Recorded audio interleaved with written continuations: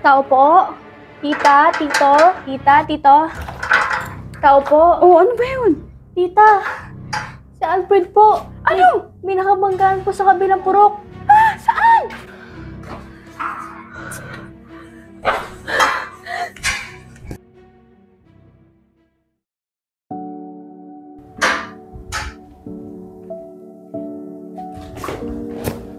Talikod! Talikod! Talikod! Ha? Talikod! Tama na ni, ano ka ba? Kumalma ka naman. Ayaw mo? Ha? Hawakan mo! Hawakan mo! Hawakan mo! Hawakan mo! Ha? Ha? Ipukpok mo ano sa ulo ko! Yung pinakamalakas, Alfred! Ipukpok mo! Hindi ko magagawain ko. Ipukpok mo! Hindi mo magawa? Ha? Ipukpok mo! Ha? Total para mo na rin ako pinaparaw sa tigas ng ulo mo! Ha? Ipukpok mo ngayon! Please! Nani, kumalma ka naman. Mas ka! Ha? Hindi ka na nga pinayagan ng nanay mo eh. Wala kang lisensya. Di ba? Diyan ka nga lamang motor, tumutumba ka kaya pinagbabawalan kita. Kaya ayaw din kita kuha ng lisensya kasi wala kang disiplina. Mayabang ka. Uunahin mo yung mga tarantang barkada mo na wala naman natulong sa buhay mo. Hindi ka kayang pakainin kay isang kilong bigas. Sila ang mas uunahin mo kaysa dito sa amin na magulang mo. Ha? Galit ka pa. Ha? Galit ka pa pag hindi ka pinagbibigyan. Ha?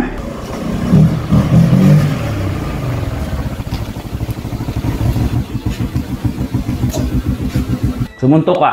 Bakit ka nagagawa nito? Sumuntok ka! Yung malakas! Ibigay mo yung todo mo. Sige, suntok! Sige! Sige! Sino mo? Ano ba kasi yan, Angelo? Hawakan mo! Hawakan mo to! Hawakan mo! Tayo ka rito. Gana mo, tigasan mo yung kamay mo. Taas mo! Ganyan, Alfred, oh. Ganyan, oh. Ganyan, oh. Ganyan, oh. Ha? Ganyan. Ganyan. Ha? Itong anak mo. Ha? Panayang ikot doon sa court, sa kabilang kalye, malapit sa outpost. Ang yabang magmotor. Buti napadaan ako.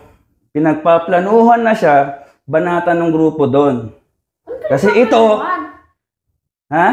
Kada dadaan ka raw doon, kala mo ikaw hari ng subdivision. Sino ba mga yun? Yung mga kabilang kabataan. Okay? Sila may grupo sila. May ibang grupo rin doon. Yung isang batang lumapit sa akin na yun yung batang lumapit sa akin. Nung tumirik yung truck ko doon. Yung truck na bumubuhay sa ating pamilya. Nung bumaha. Napakabait ng mga bata. Ngayon, itong anak mo, perwisyo na doon sa kabilang kalye. Oh, parang perwisyo. Hindi mo magets. Magmumotor ka. Nakatingala ka, bomba ka. Hindi mo ba naisip na kahit tanghali, umaga, hapon, yung mga nagkatrabaho sa gabi na nagpapahinga sa bahay? Oh, bakit tayo dito pag may dumadaan? Hindi naman natin pinagpaplanuhan ng masama. Ano sasabi mo dyan, plano-plano? Oh, di ba? Pag may dumadaan dito, pag bumomba ka sa harap natin, ang sakit sa ulo, di ba, pa natutulog? Oo. Oh. Pero hindi naman tayo nagre-reklamo ah. So, ibig sabihin, okay lang sa'yo na yung anak mo perwisyo doon. Ano pagkakaiba niya sa kinakinisan mo rito ngayon? Di ba? Yan yung sinasabi ko. Aba, papalaban sila sa mga barkada nito. Ah, ganon. So, yan ang katwiran mo. Porket may barkada, may padrino, mag-aangas. So, mandadami pa yung anak mo. Baka may makumpara tayong polis, no? Oh. Ano nila dyan? Kailangan ganon? Pag sa anak ko may plano, pag sila naman gumagawa, halos dead mo lang tayo. Ang tanong, sigurado ka ba silang dumadaan dyan? O baka nga mamaya, mga barkada mo rin yan eh. Parehas kayo ng galawan, mayayabang kayo sa motor. Mawala naman kayo sariling panggas. Ang laki-laki mo. Diba? Ang gwapo mo sa sarili mo, ang angas mo. Tingnan mo yung suntok mo, bababalihan ka ng daliri. Yan ba yung tunay na tapang, Alfred? Pekeng tapang yan. Kasi umaasa ka sa mga barkada mo. Ipapahamak mo yung mga barkada mo.